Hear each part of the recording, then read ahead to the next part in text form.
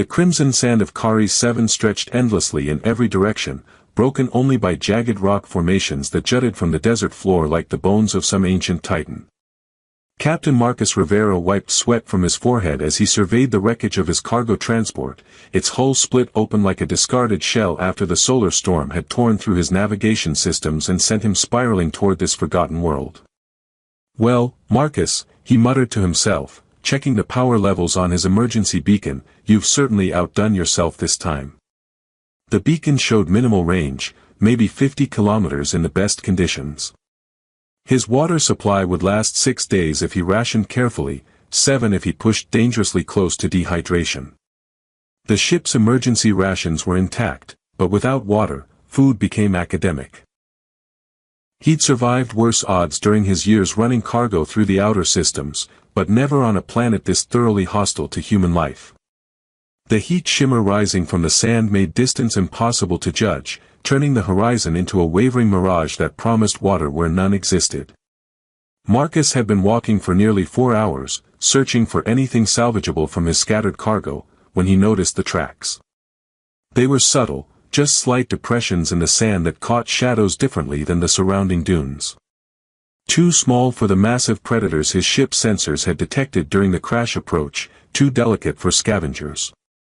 Someone else was out here, and from the irregular spacing and depth variations, they were struggling. Marcus followed the trail with growing concern, his engineer's mind automatically cataloging the story the tracks told: stumbling gait, frequent stops, a pattern that suggested someone fighting exhaustion and losing. The trail led toward a cluster of boulder formations that offered the only shade visible in this section of desert. He found her collapsed behind the largest rock, curled in what little shadow the massive stone provided. At first glance, Marcus thought she might be human, the basic body structure was familiar enough. But as he approached, details emerged that marked her as something far more exotic. Her skin held a luminescent quality that seemed to glow even through the dirt and dehydration, and her ears tapered to elegant points that caught the harsh desert light. She was unconscious, her breathing shallow and rapid. Her lips were cracked and bleeding, her dark hair matted with sand and sweat. The clothing she wore, though torn and stained, showed intricate craftsmanship that suggested nobility or wealth, delicate fabric that probably cost more than Marcus earned in a year of cargo runs. But what struck him most were her hands. Small, graceful, and clutched around an empty water container that explained everything about her condition. Marcus knelt beside her without hesitation, uncapping his precious water flask. He'd done the math on his survival margins, knew exactly how much each sip cost him in terms of longevity. But looking at this young woman dying slowly in the desert, the calculations seemed irrelevant. "Hey," he said softly, supporting her head as he brought the flask to her lips. "Easy now. Small sips." Her eyes fluttered open, violet irises that seemed to contain depths of starlight, and fixed on his face with desperate gratitude. She drank slowly, each swallow clearly an effort, while Marcus monitored her condition with the practical concern of someone who treated dehydration before. "Better?" he asked when she'd managed several careful sips. She nodded weakly, her voice barely a whisper when she spoke. Why?" "Because you needed it," Marcus replied simply, helping her sit up against the boulder. "Can you tell me your name? How you got here?" The young woman studied his face with those remarkable violet eyes, and Marcus felt as though she was seeing something in him that he hadn't known existed. When she spoke again, her voice carried musical undertones that made the desert air seem less harsh. "Kira, she said, the name carrying syllables that didn't quite fit human pronunciation patterns. "And you are the kindest stranger I have ever encountered." Marcus offered her another sip of water, noting how her color was already improving. "Marcus Rivera. And I'm probably the only stranger you're likely to encounter on this particular rock. What's someone like you doing stranded in the middle of nowhere?" Kira expression grew complex, gratitude mixed with something that might have been shame or fear. "I was running," she admitted quietly. "From duty, from expectations, from a life that was chosen for me rather than one I chose for myself." Well, Marcus said, settling into the shade beside her and checking the position of the sun, it looks like you found quite an effective place to hide. Unfortunately, it's also quite an effective place to die. How long have you been without water? 2 days, she replied, accepting another careful sip from his flask. My escape didn't go as planned. Marcus did rapid calculations in his head. 2 days of dehydration in this heat should have killed her, yet she was recovering faster than seemed medically possible. Either her species was remarkably resilient, or there was more to her story than simple flight from unwanted responsibility. Escape from what? He asked, though part of him suspected he might not want to know the answer. Kira violet eyes grew distant, as though she was seeing across vast distances of space and memory. From a marriage that would save my people's kingdom and destroy my soul. The way she said it, with resigned acceptance rather than dramatic flair, told Marcus that her situation was far more complicated than a simple case of royal rebellion. But those were problems for after they figured out how to survive the next few days. Well, princess, he said, earning a startled look that confirmed his guess about her status, running away is only effective if you live long enough to enjoy your freedom. Right now, our biggest problem is staying alive until someone finds us. Kira expression shifted from surprise to something approaching hope. You would help me? Even knowing who I am? Marcus looked at her, young, beautiful, clearly from a world far more advanced than anything in his experience, probably important enough that helping her could complicate his life in ways he couldn't imagine. Then he thought about her collapsed in the sand, dying alone in an endless desert, and realized the choice had never really been in question. Princess or pauper, he said, offering her the flask again, nobody deserves to die alone.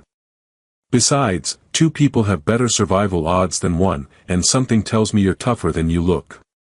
As if to prove his point, Kira managed a smile that transformed her entire face, turning exhausted desperation into something radiant enough to make the desert heat seem bearable. Yes, she said softly, her musical voice carrying undertones of something that sounded suspiciously like devotion. I believe we will survive this, Marcus Rivera. Together. The makeshift shelter Marcus had constructed from salvaged ship panels and emergency fabric provided blessed relief from ISci's punishing sun, but it also created an intimacy that made conversation inevitable. Princess Kira sat cross-legged on the thermal blanket, her recovery remarkable enough to make Marcus reconsider everything he knew about alien physiology. So, he said, checking their water levels with the grim precision of someone whose life depended on accurate accounting, princess of what, exactly? The Zarathi Star Empire, she replied, her musical voice carrying notes of both pride and sadness.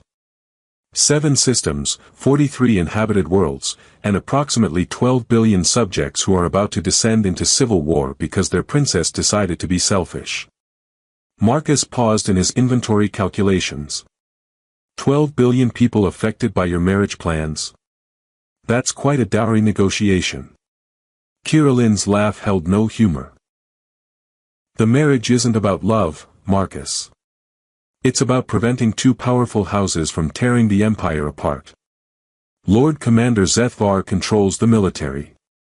Duke Aaron commands the merchant fleets. Their families have been maneuvering for the throne since my father's death 3 years ago. And marrying one of them solves this how? By uniting their claims through my bloodline, she explained, unconsciously touching what Marcus now recognized as royal insignia woven into her clothing's fabric. Whichever man I marry becomes heir to the throne. The other is supposed to accept this gracefully and step aside for the greater good. Marcus handed her a portion of emergency rations, noting how she examined the human food with scientific curiosity before attempting to eat it. But you don't think they'll play along? I know they won't. I've seen the intelligence reports my advisors thought I was too delicate to handle. Zethvar has been stockpiling weapons and recruiting mercenaries. Aaron has been manipulating trade routes to create artificial shortages that increase dependence on his shipping networks. They're not planning to unite the empire, they're preparing to divide it between themselves after eliminating any potential rivals. Including you. Kira violet eyes met his with startling directness. Especially me. Royal bloodlines are only useful until they become inconvenient. Marcus felt a chill that had nothing to do with the desert's approaching night cycle. So you decided to remove yourself from the equation entirely. I thought if I disappeared, they'd be forced to find another solution. Maybe even negotiate directly instead of using my marriage as a political football. She sighed, her luminescent skin dimming slightly with exhaustion. I underestimated their commitment to the original plan. They came after you. Raiders, she confirmed. Supposedly independent pirates, but their ships were too well armed and their tactics too coordinated for random criminals. They disabled my escort vessel and started boarding procedures. I managed to reach an escape pod, but escape pods aren't designed for long-term survival, Marcus finished. Especially not on planets like this. As if summoned by their conversation, the sound of engines echoed across the desert, distant but unmistakable. Marcus immediately began breaking down their shelter while Kirillin peered toward the horizon with an expression of growing alarm. How many ships, he asked, stuffing equipment into his emergency pack with practiced efficiency. 3. Small attack craft, probably scouting for my pod's crash site. She stood gracefully despite her recent ordeal, and Marcus noticed how she moved with unconscious authority even in crisis. They'll have sensor equipment capable of detecting our body heat signatures. Then we need to move. Now. Marcus shouldered his pack and checked his sidearm, a standard projectile weapon that would be laughably inadequate against military-grade spacecraft but might discourage ground pursuit. Any suggestions for where to run in an endless desert? Kirillin studied the landscape with eyes that seemed to catalog details Marcus couldn't perceive. There, she said, pointing toward a cluster of rock formations that rose from the sand like ancient towers. Those structures aren't natural. If I'm right about this planet's history, they might offer more than simple shelter. They moved across the sand with desperate urgency, the sound of approaching engines growing steadily louder. Marcus found himself impressed by Kirillin's stamina. Whatever recovery capabilities her species possessed were clearly superior to human norms, because she matched his pace without apparent strain despite her recent dehydration. Marcus, she said as they approached the rock formations, which were indeed revealing themselves to be artificial structures weathered by centuries of desert storms, I need you to understand something about StoRyI customs. Can it wait until we're not being hunted by armed mercenaries? It's related to our survival. She caught his arm, her touch surprisingly strong. When you gave me water, you saved my life. By StoRyI law and tradition, that creates a sacred bond. I am now your sworn companion until the debt is repaid. Marcus stopped running, staring at her in the fading light. You're what? It means I'm bound to protect you with my life, to share your dangers, to place your welfare above my own safety. Her violet eyes held depths of sincerity that made Marcus realize she wasn't speaking metaphorically. It means I belong to you now, Marcus Rivera, until honor is satisfied. Before Marcus could process the full implications of this declaration, the ancient structures around them began responding to Kirillin's presence. Carved symbols along the weathered walls started glowing with soft bioluminescence, and what had appeared to be solid stone revealed hidden doorways that Iris opened at her approach. Definitely not natural, Marcus observed, following her into passages that extended deep into the rock formation. And definitely connected to your people somehow. StoRyI colony ruins, Kirillin confirmed, her voice echoing strangely in the crystalline corridors. This planet was abandoned 5 centuries ago when climate change made it uninhabitable. But the emergency systems are still functional. The passages led to a vast underground chamber filled with technology that made Marcus's cargo transport look like a child's toy. Ancient StoRyI engineering hummed with patient power, waiting for commands that hadn't come in half a millennium. Emergency shelter, water reclamation, even basic medical facilities, Kirillin explained, activating systems with gestures that suggested intimate familiarity with the technology. We can wait here until the raiders give up their search. Marcus watched her work, noting how the alien technology responded to her presence like it recognized royal authority even after centuries of dormancy. "You're full of surprises, princess." "As are you," she replied, turning to face him with an expression that made Marcus suddenly aware of how alone they were in this place that time had forgotten. Most beings would have demanded payment for their kindness. You offered water to a dying stranger and asked for nothing in return. The sound of engines had faded, suggesting the raiders had moved their search elsewhere, but the intimacy of their refuge made the outside world seem very far away.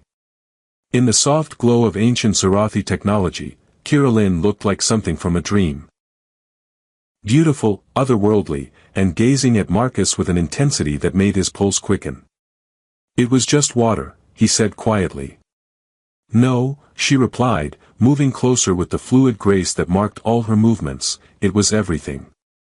It was the choice to value another being's life above your own survival. It was kindness without expectation of reward." Her voice dropped to barely above a whisper. "It was the moment I realized that royal blood means nothing compared to a good heart."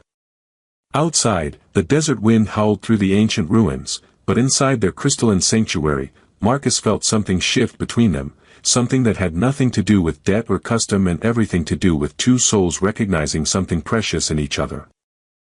The ancient Zarathi ruins revealed their secrets slowly, each chamber unlocked by Kirillin's touch offering glimpses into a civilization that had abandoned this world before Marcus's species had achieved interstellar flight. Water reclamation systems hummed to life after centuries of dormancy, while bioluminescent panels cast ethereal light through corridors carved from living crystal. "Your people built all this?"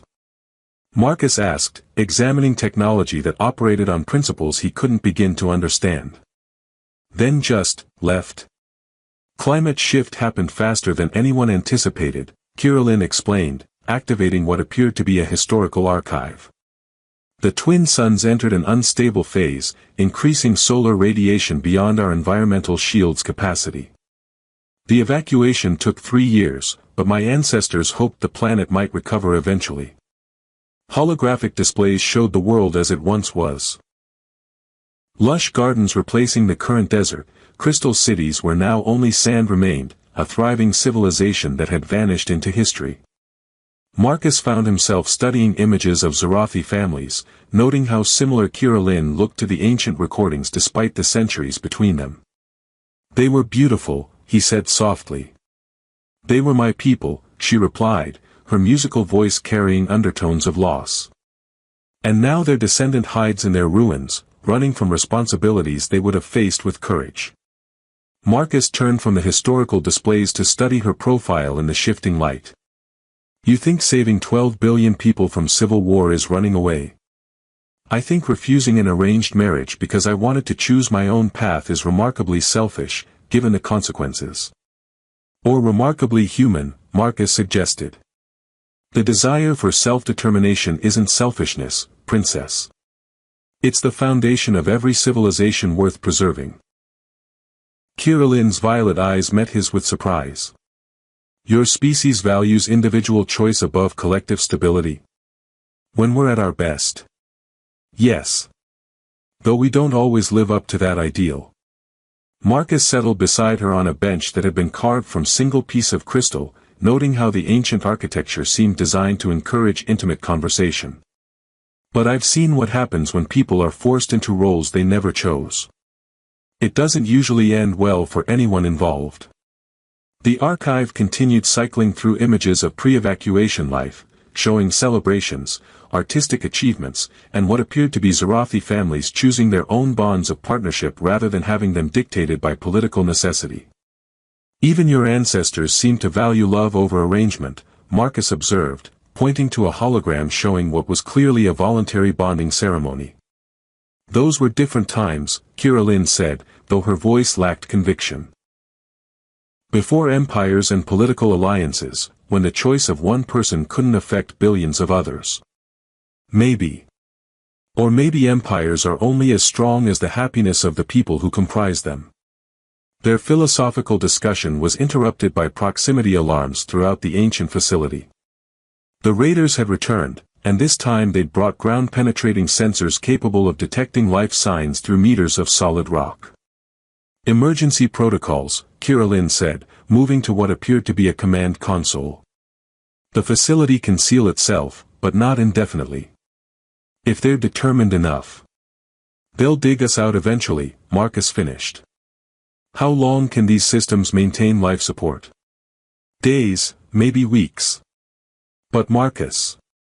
She turned to face him, her expression carrying the weight of difficult truth. "There's something I haven't told you about why they're so persistent in hunting me."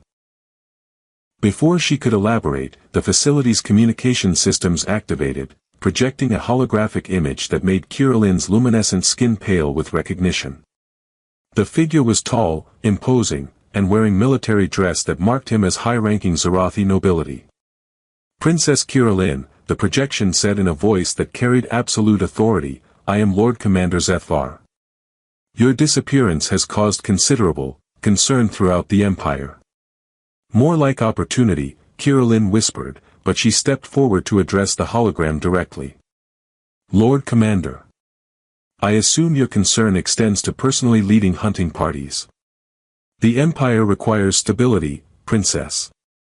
Your wedding to Duke Aaron will provide that stability. These romantic notions of personal choice are luxuries we can no longer afford."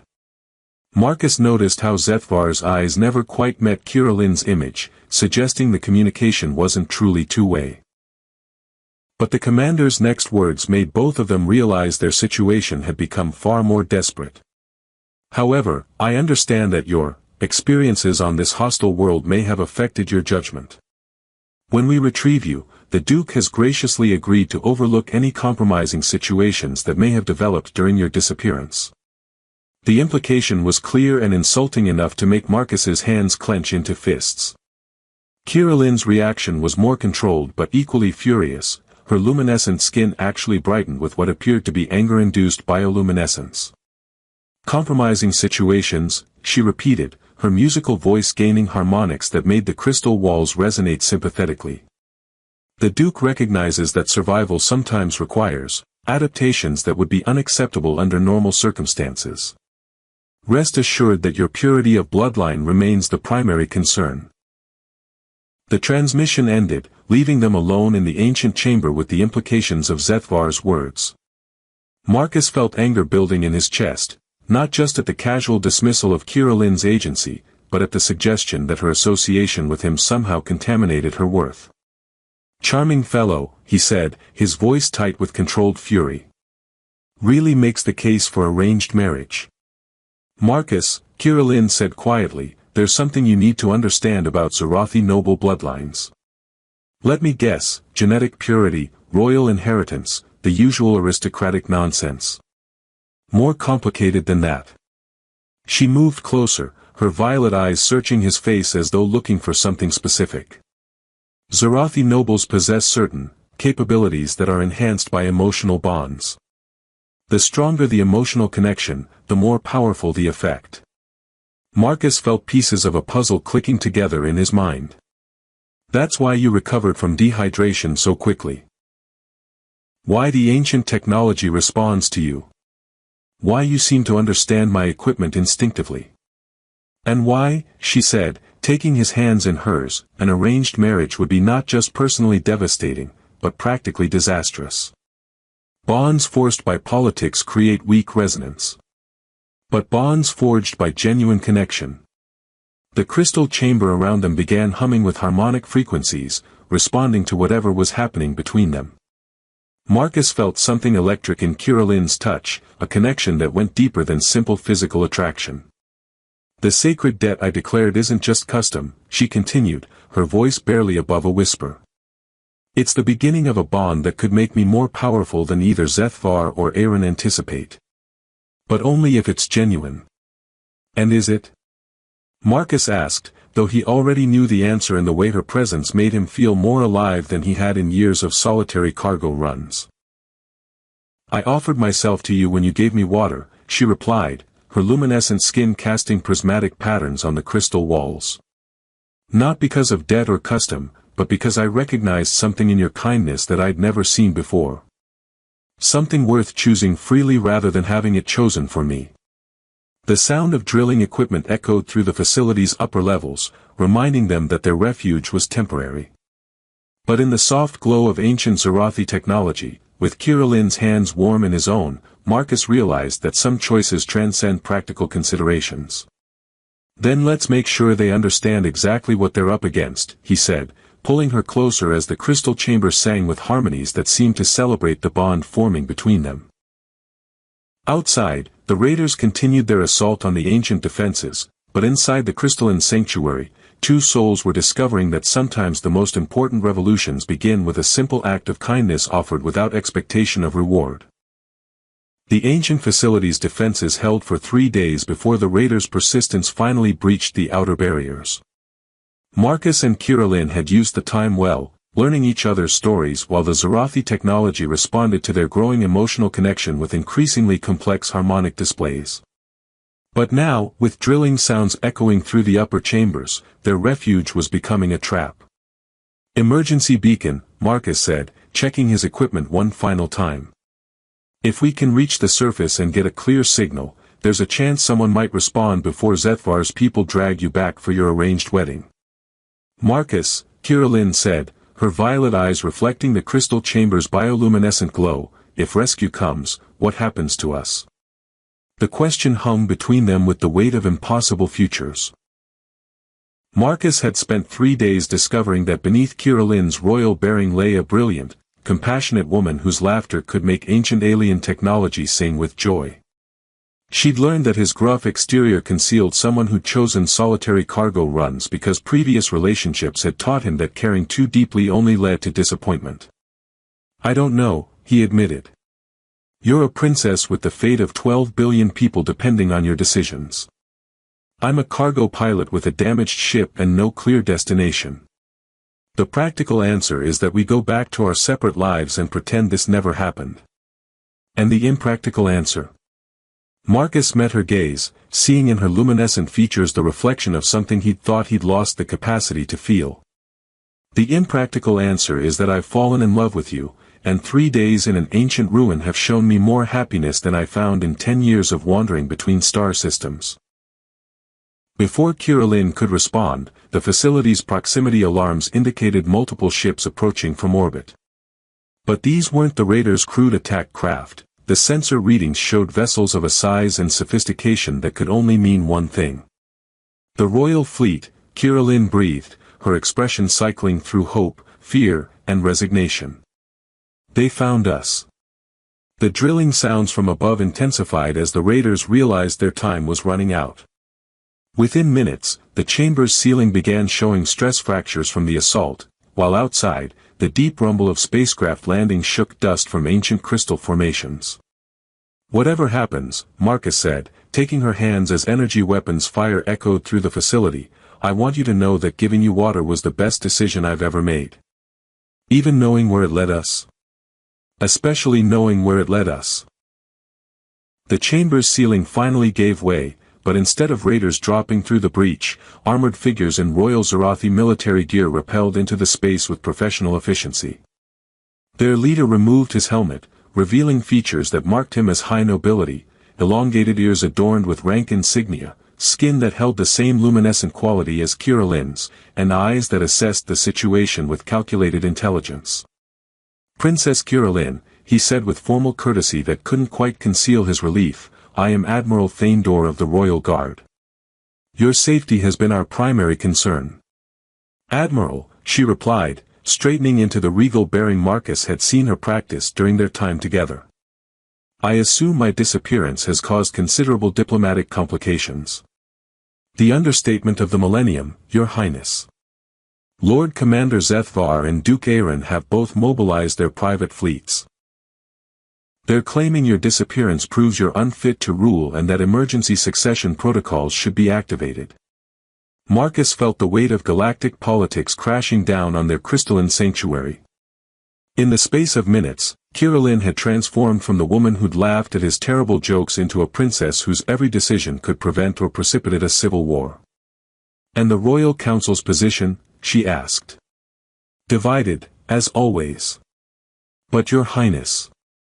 Admiral Thanedore's gaze flicked toward Marcus with barely concealed concern. Your prolonged absence in the company of an unknown alien has raised questions about the purity of your claim to the throne. Questions, Kirillin repeated, her voice gaining the harmonics that made the crystal walls resonate with dangerous frequencies, about my purity. Marcus stepped forward, his own anger overriding diplomatic caution. Admiral, Princess Kirillin's honor is beyond question. She's shown more courage and integrity in 3 days than most people demonstrate in a lifetime. The Admiral's expression shifted to something approaching surprise. You speak Sarathi honorifics with remarkable fluency for someone who just met our princess. He speaks them, Kirillin said quietly, because I taught them to him. Just as he taught me human concepts of individual choice and self-determination. She moved to stand beside Marcus, their shoulders touching in a gesture that was both protective and defiant. Admiral, I invoke my right as royal bloodline to declare a sacred bond. The chamber fell silent except for the harmonic humming of crystal formations responding to Kirillin's emotional state.